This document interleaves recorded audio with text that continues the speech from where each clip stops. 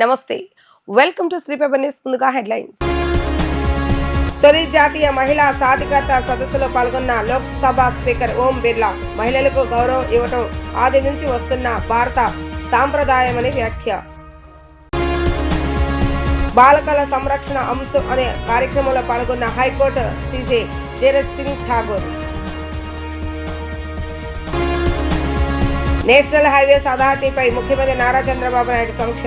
రోజుకు పెరుగుతున్న యాత్రికుల రద్దీని దృష్టిలో పెట్టుకుని తిరుపతిలో అత్యాధునిక బస్ స్టేషన్ నిర్మించాలని డిమాండ్. మహిళలకు గౌరవం ఇవ్వటం ఆది నుంచి వస్తున్న భారత సంప్రదాయమని లోక్సభ స్పీకర్ ఓం బిర్లా అన్నారు. దేశంలో ఆధ్యాత్మిక సామాజిక ఉద్యమాల్లో స్త్రీలు కీలక పాత్ర పోషించారని చెప్పారు. స్వతంత్ర పోరాటంలోనూ మహిళలు కీలక పాత్ర పోషించారని, వారు భాగస్వామ్యం లేకుండా ఏ దేశము అభివృద్ధి చెందలేదని అన్నారు. సామాజిక బంధనాలు ఛేదించుకొని మహిళలు అనేక ఉద్యమాల్లో పాల్గొన్నారని ఆయన స్పష్టం చేశారు. తిరుపతిలో తొలి జాతీయ మహిళా సాధికారత సదస్సు జరిగింది. లోక్సభ స్పీకర్ ఓం బిర్లా ఆధ్వర్యంలో వికసిత్ భారత్కు మహిళల నాయకత్వం అనే నినాదంతో ఈ సదస్సును నిర్వహించారు. 2 రోజుల సదస్సులో భాగంగా నేడు తిరుపతిలోని రాహుల్ కన్వెన్షన్ లో సదస్సును ఏర్పాటు చేశారు. సమావేశానికి ముఖ్య అతిథిగా లోక్సభ స్పీకర్ ఓం బిర్లాతో పాటు Rajya Sabha deputy chairman Harivansh Narayan Singh, AP governor justice Abdul Nazeer పాల్గొన్నారు. ఈ సందర్భంగా ఓం బిర్లా మాట్లాడుతూ భారత భూమిలో మహిళా నాయకత్వం శతాబ్దాలకు ముందే ప్రారంభమైందని అన్నారు. ఇవాళ అనేక రంగాలలో నాయకత్వ స్థానాల్లో రాణిస్తున్నారని గుర్తు చేశారు. రాజకీయాలు, శాస్త్ర సాంకేతిక రంగాలు, సైన్యంలోనూ కీలక పాత్ర పోషిస్తున్నారని తెలిపారు.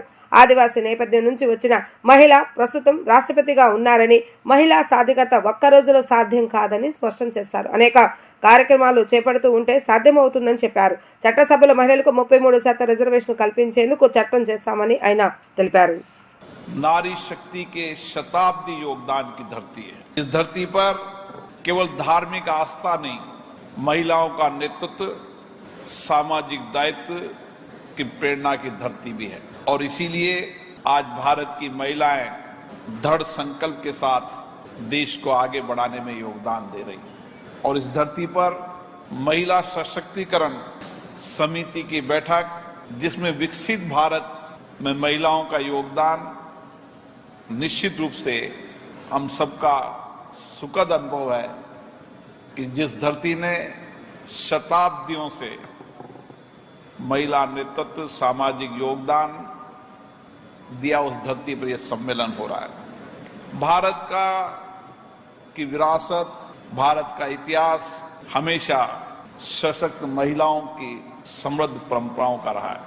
आध्यात्मिक रूप से भी, धार्मिक रूप से भी, सामाजिक आंदोलन के रूप में, राजनीतिक आंदोलन के रूप में इस धरती में महिलाओं ने हमेशा व्यापक योगदान दिया है, नई दृष्टि दी है, नया विचार दिया है।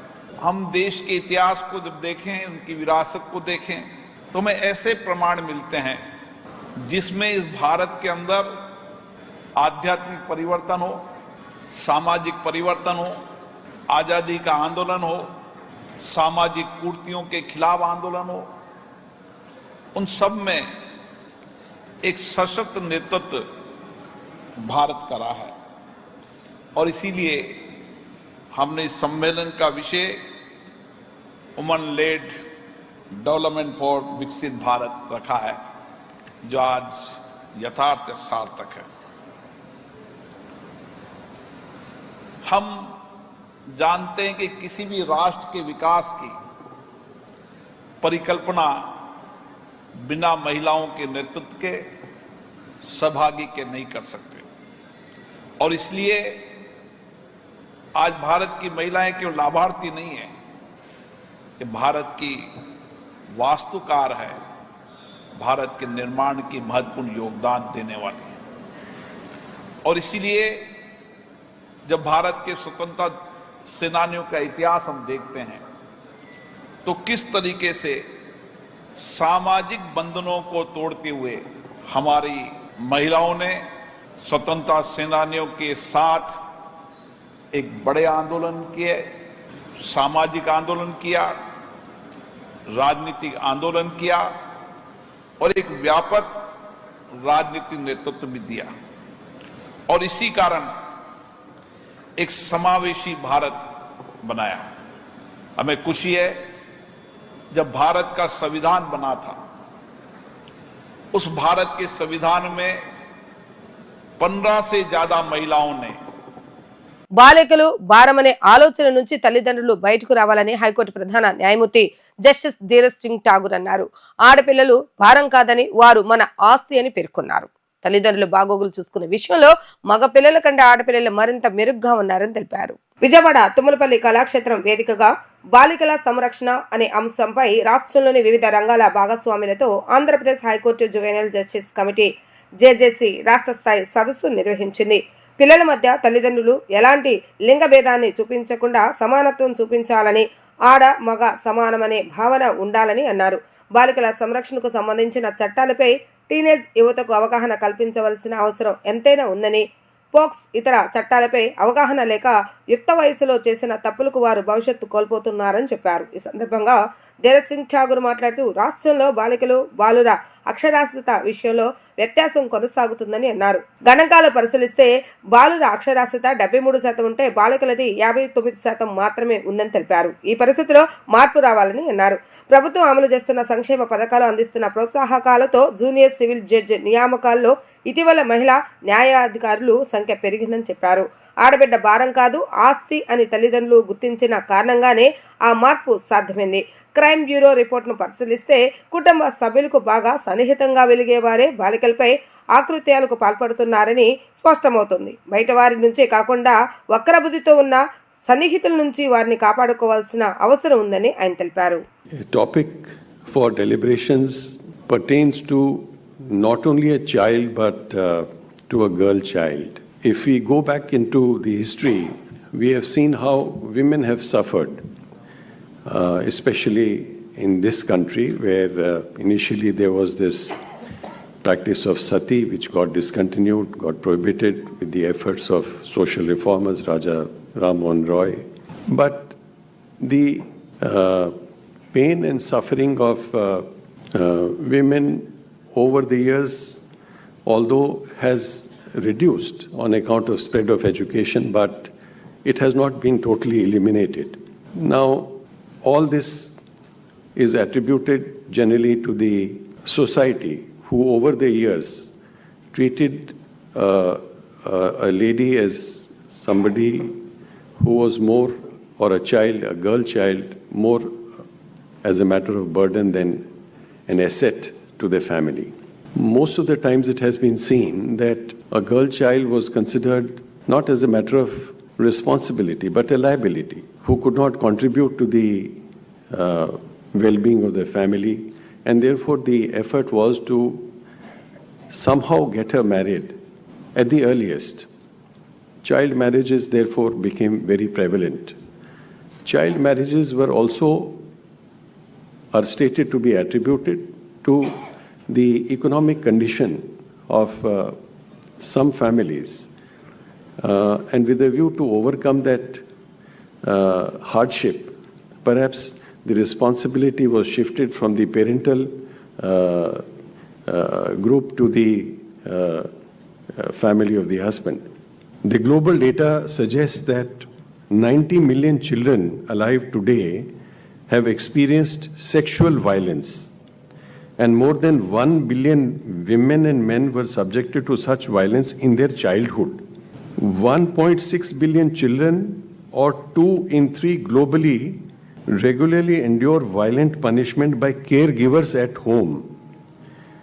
Among those children who experience violent discipline, more than 2/3 are subjected to both physical punishment and psychological aggression. 3 out of 4 young children are regularly subjected to violent discipline by their caregivers. There is violence at school. Worldwide, close to 130 million, more than 1 in 3 students from ages 13 to 15 experience bullying. 86% of the world's children are not fully protected from corporal punishment by law. There is violence online now, and more than a third of young people in 30 countries report as being a victim of online bullying.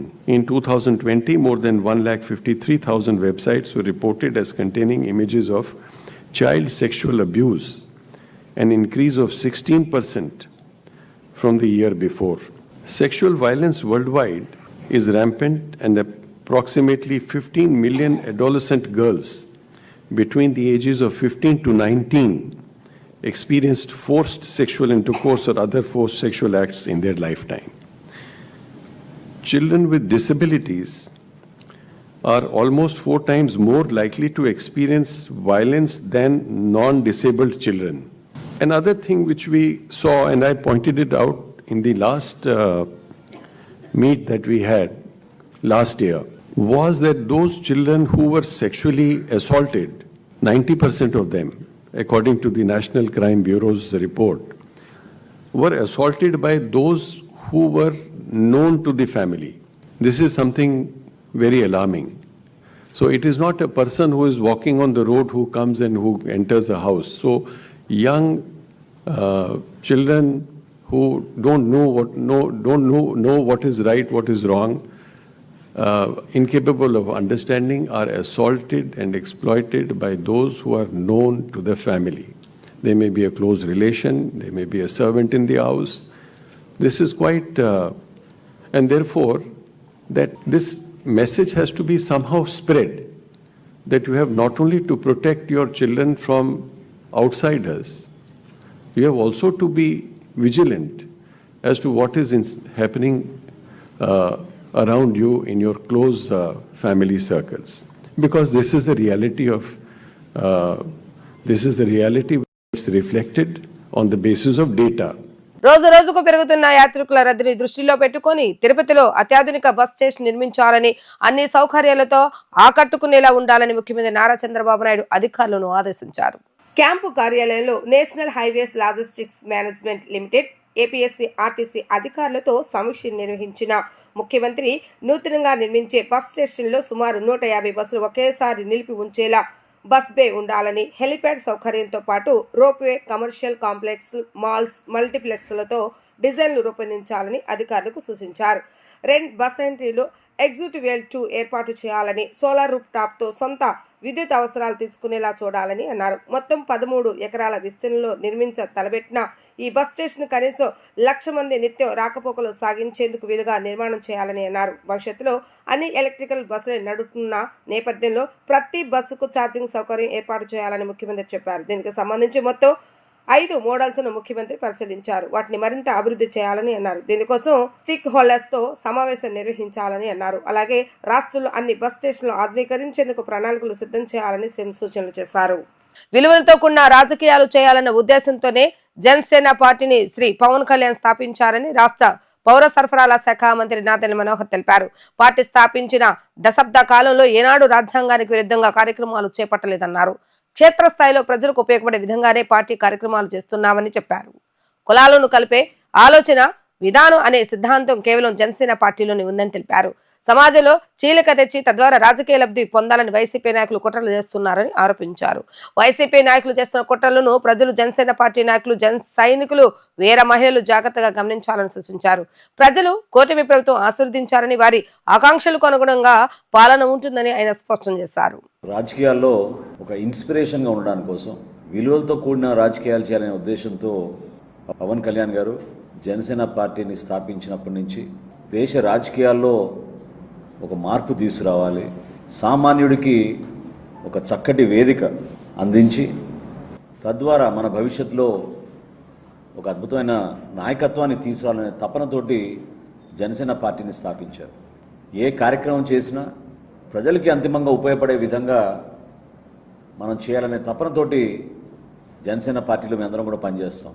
క్షేత్రస్థాయిలో మేము నిర్వహించిన అనేక పోరాటాలు, ప్రజల పక్షాన్ని నిలబడి మేము గలం విప్పిన సందర్భాలు ఎప్పుడు కూడా 10 మందికి ఉపయోగపడే విధంగా, భవిష్యత్తులో ఎవరైనా చూసి ఈ విధంగా చేయాలనే ఒక ఆలోచన రావాలనే భావనతో చేసిన కార్యక్రమాలు. అసలు దేశంలో ఎక్కడైనా కులాల్ని కలపాలనే ఒక విధానం ఒక పార్టీకి కూడా ఉందా చెప్పండి? అటువంటి ఆలోచన కేవలం జనసేన పార్టీకి, పవన్ కళ్యాణ్ గారికే ఉండేది. పాలిటిక్స్ ఆఫ్ కన్వీనియన్స్ ఎప్పుడు చేయదు జనసేన పార్టీ.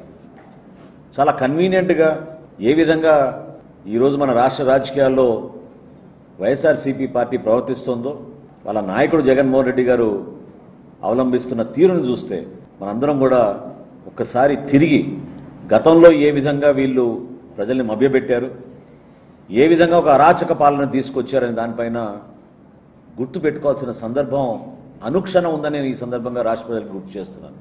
అసలు ఎన్ని కుట్రలు చేశారు, సమాజంలో చీలిక తీసుకురావాలని ప్రభుత్వంలో ఉండి ఒక బాధ్యత కలిగిన వ్యక్తి ముఖ్యమంత్రిగా వ్యవహరిస్తూ కులాల మధ్య చిచ్చు పెట్టిన సందర్భం ఎలా మర్చిపోతాం చెప్పండి.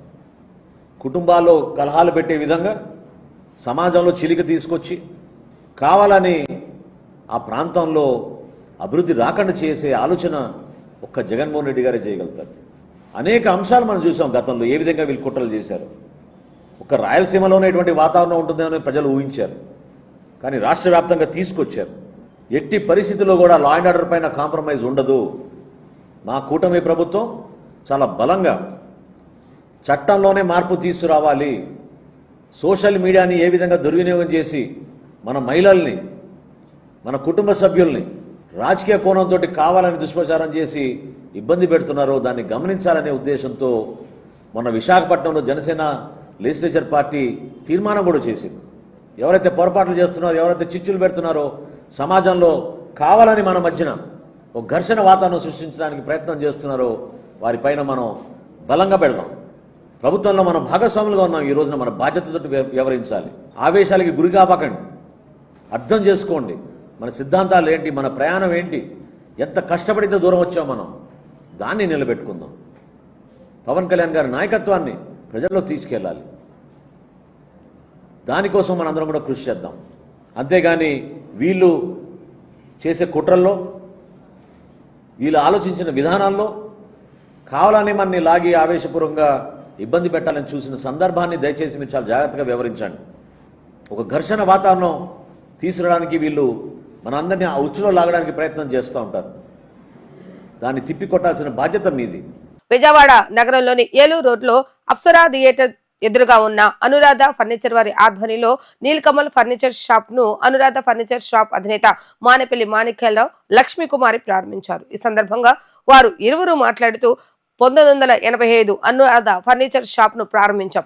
అనురాధ ఫర్నిచర్ స్థాపించి 40 సంవత్సరాలు పూర్తి అయిన తర్వాత నీలకమల్ ఫర్నిచర్ వారితో కలిసి మీ ఇంటి అవసరాల కోసం కావలసిన అన్ని రకాల ఫర్నిచరు లభిస్తాయని తెలియజేశారు. 500 రూపాయల నుంచి దాదాపు 25,000 రూపాయలు విలువ చేసే ఫర్నిచర్ లభించునని తెలిపారు. స్కూళ్లకు, కాలేజీలకు కావలసిన అన్ని రకాల ఫర్నిచర్ లభించును. ఆర్డర్లపై సప్లై చేయడం జరుగుతుందని వారు తెలిపారు. బాడీ మసాజ్, యోగాకు కావలసిన అన్ని రకాల ఫర్నిచర్ లభించునని తెలిపారు.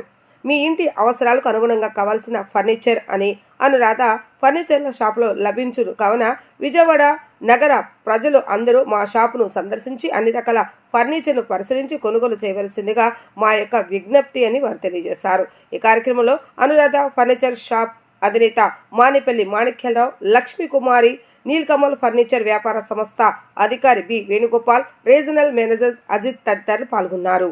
My name is Venugopal. I head the retail division for Nilkamal Furniture, Nilkamal Limited, and the retail name of Nilkamal Furniture is Nilkamal Homes. This is the first showroom we are opening in Andhra Pradesh, and across the country we have got more than 60 showrooms. And Nilkamal Homes is basically a complete solution, home solution for the consumers, including furniture, home decor and homeware products. In furniture we have got living room, we have got bedrooms, we have got dining.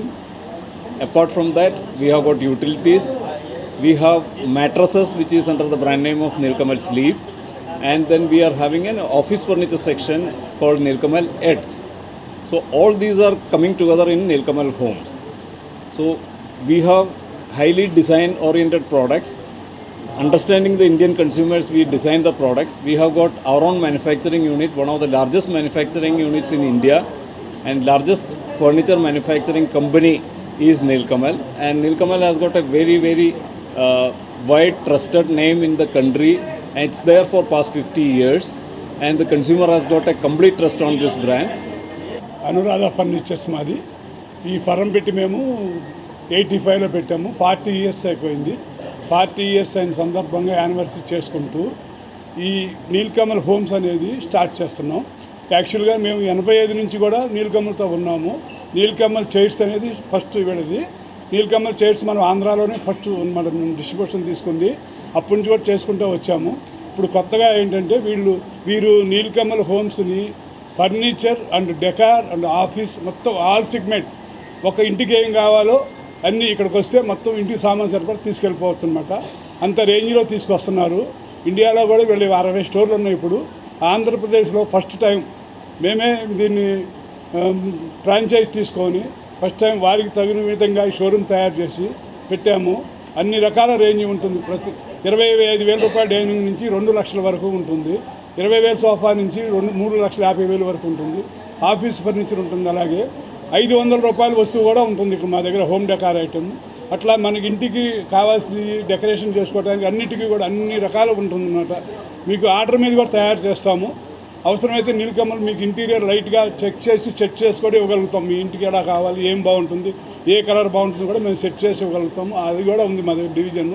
అట్లా మీరు కొత్తగా కట్టుకునే వాళ్ళు ఎవరైనా cell అన్ని number 1గా ఉంటుంది. Rate కూడా రీజనబుల్గా ఉంటుంది. క్వాలిటీ బాగుంటుంది. అట్లాగే పాత ఇళ్ళు ఏమన్నా మార్చుకోవాలన్నా, రిపేర్ చేసుకోవాలన్నా కూడా మంచి అవకాశం ఉంటుంది. అట్లా బాగుంటుంది. కాబట్టి మేము ఈ నీలకమల్తో ఉన్న అనుబంధంతో మేము ఈ రోజు నుంచి స్టార్ట్ చేస్తున్నాము. 40 సంవత్సరాల యానివర్సరీ ప్లస్ ఇది కలిపి 2 ఈరోజు ఇలా చేసుకుంటున్నాం మీ పండుగ. అలాగే మా కంపెనీ వారు కూడా బాగా సహకారం చేస్తున్నారు. వాళ్ళు కావాలంటే చేస్తున్నారు. వాళ్ళ ప్రకారం మేము చేస్తున్నాం, మా ప్రకారం వాళ్ళు చేస్తున్నారు. ఇది పెట్టినందుకు మేము చాలా గర్వం ఫీల్ అవుతున్నాం, ప్రౌడ్గా ఫీల్ అవుతున్నాం. సేవాగుణంలో ముందుండే పుట్టికుంట సతీష్ కుమార్ కుమార్తె అన్విత తన మొదటి ప్రయత్నంలోనే పీజీ నీట్ పరీక్షలో జాతీయ స్థాయిలో 202వ ర్యాంకు సాధించారు. కుటుంబానికి మాత్రమే కాకుండా తన పుట్టిన ప్రాంతానికి గర్వకారణంగా నిలిచింది. అన్విత విజయంపై పలువురు రాజకీయ, సామాజిక, వైద్య రంగ ప్రముఖులు అభినందనలు తెలియజేశారు. వైద్యురాలిగా సమాజానికి మెరుగైన సేవలందించే విధంగా రాణించాలని పలువురు ఆశీర్వదించారు. ప్రముఖ పారిశ్రామికవేత్త పుట్టుకుంట సతీష్ కుమార్ కుమార్తె పుట్టుకుంట అన్విత పీజీ నీట్ పరీక్షలో జాతీయ స్థాయిలో 202వ ర్యాంకు సాధించిన నేపథ్యంలో పెనమలూరు నియోజకవర్గం కంకిపాడులోని అయానా కన్వెన్షన్ సెంటర్లో ప్రత్యేక ఆత్మీయ సమావేశాన్ని ఏర్పాటు చేశారు. అన్విత సాధించిన ఈ విశేష విజయాన్ని గుర్తిస్తూ ఆమెకు భవిష్యత్తులో మరిన్ని విజయాలు అందాలని ఆకాంక్షిస్తూ సర్వమత ప్రార్థనలు నిర్వహించారు. ఈ కార్యక్రమానికి రాజకీయ, సామాజిక, వైద్య రంగాల నుండి పలువురు ప్రముఖులు హాజరై అభినందనలు తెలియజేశారు. సమావేశానికి విజయవాడ పార్లమెంటు సభ్యులు కేశినేని శివనాథ్, చిన్ని తూర్పు నియోజకవర్గ ఎమ్మెల్యే గద్దె రామ్మోహన్, మాజీ జిల్లా పరిషత్ చైర్మన్ గద్దె అనురాధ, మాజీ ఎంపీలు మాగంటి బాబు, గోకరాజు గంగరాజు, ఉమ్మడి కృష్ణా జిల్లా మాజీ కలెక్టర్ ప్రభాకర్ రెడ్డి, ఆరోగ్య శాఖ commissioner Veerapandian, Andhra hospital MD Ramanamurthy, Dwaraka Tirumala దేవస్థానం చైర్మన్తో పాటు పలువురు వైద్య నిపుణులు, స్వచ్ఛంద సంస్థల ప్రతినిధులు, వివిధ రాజకీయ పార్టీల నేతలు, ఐఏఎస్, ఐపీఎస్ అధికారులు పాల్గొన్నారు. ఈ సందర్భంగా ఎంపీ కేశినేని శివనాథ్, ఎమ్మెల్యే గద్దె రామ్మోహన్ మాట్లాడుతూ ప్రముఖ పారిశ్రామికవేత్త పుట్టుకుంట సతీష్ కుమార్ కుమార్తె అన్విత జాతీయ స్థాయిలో 202వ ర్యాంకు సాధించడం గర్వకారణమని అన్నారు. వైద్య రంగం భవిష్యత్తులో మరింత ప్రాధాన్యం పొందబోతుందని, అన్విత ఆ రంగంలో రాణించి సమాజానికి సేవలు అందించాలని ఆకాంక్షించారు. తండ్రి చేస్తున్న సేవా కార్యక్రమాలు ప్రజలకు ఆదర్శమని, అదే బాటలో నడిచి మంచి వైద్యురాలిగా గుర్తింపు తెచ్చుకోవాలని సూచించారు. అన్విత విజయం కుటుంబానికి మాత్రమే కాకుండా సమాజానికి కూడా గర్వకారణమని ఆయన అభిప్రాయపడ్డారు. విజయవాడ నగరంలో పుట్టగుంట సతీష్ అనే వ్యక్తి తెలియని వ్యక్తులు చాలా అరుదు. ఎందుకంటే తను చేసే సేవా కార్యక్రమాలు కానీ, తను నిరంతరం ఎక్కడ ఏ కార్యక్రమం ఉన్నా కూడా తను పాల్గొంటూ ఇవాళ ఒక బ్రాండ్ సృష్టించిన సతీష్ గారికి తగ్గట్టు వాళ్ళ తనే అన్విత 202వ ర్యాంక్ ఆల్ ఇండియాలో రావడం చాలా ఆనందంగా ఉంది. ఒక విజయవాడ చెందిన డాక్టర్కి ఇటువంటి ర్యాంక్ రావడం ఆనందమే కాకుండా అందులో నాకు మంచి స్నేహితుడైన సతీష్, నిజంగా ఆయన కళ్ళలో చూస్తే ఆనందం ఇవాళ చాలా ఆనందంగా ఉంది. అందరికీ ఇది విజయవాడ నగరవాసులందరికీ గర్వకారణం. All the best Anvitha. మీ పేరెంట్స్తో పాటు మేమందరం కూడా చాలా ఆనందంగా ఉంది. తప్పకుండా పాప మంచి భవిష్యత్తు ఉంటుంది. తప్పకుండా మంచి డాక్టర్గా కూడా రాణించాలని కోరుకుంటున్నాను. Thank you. ఎయిర్పోర్ట్లో సరదాగా వాళ్ళ నాన్న మాట్లాడుతూ కనీసం 2000 ర్యాంక్ అన్నా వస్తుందంటే 2000 ర్యాంకు 200 ర్యాంక్ వస్తే నీకేమైనా అభ్యంతరమా అని జోక్గా అంది. అదేవిధంగా రిజల్ట్స్ కూడా చూస్తే 200 ర్యాంక్ వచ్చింది. ఆయన అప్పుడు ఇంకా రిజల్ట్స్ రాలేదు, 15 రోజుల తర్వాత రిజల్ట్స్ వచ్చింది. ఆ ఎయిర్పోర్ట్ నుంచి నాకు ఫోన్ చేశాడు సతీష్ గారు. ఈ విధంగా అంటారు, మంచిదే కదా, మా కనీసం 1000 వస్తుంది ఆ కాన్ఫిడెన్స్ అనుకున్నాం.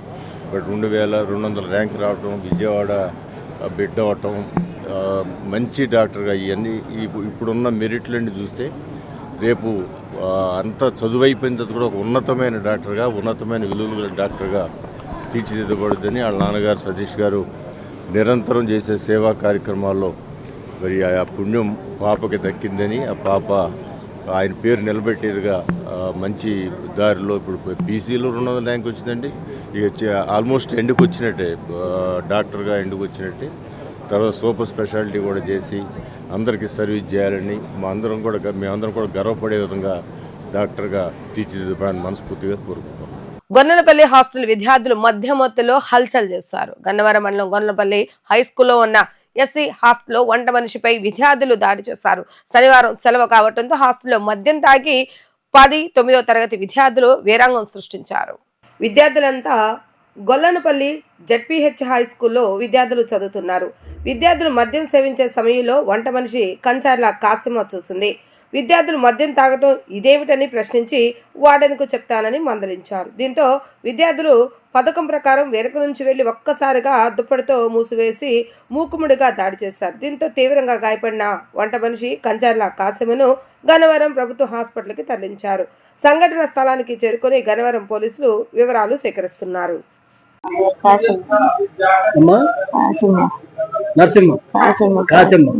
ఏం జరిగిందమ్మా? మీరు హాస్పిటల్కి ఎందుకు వచ్చారు?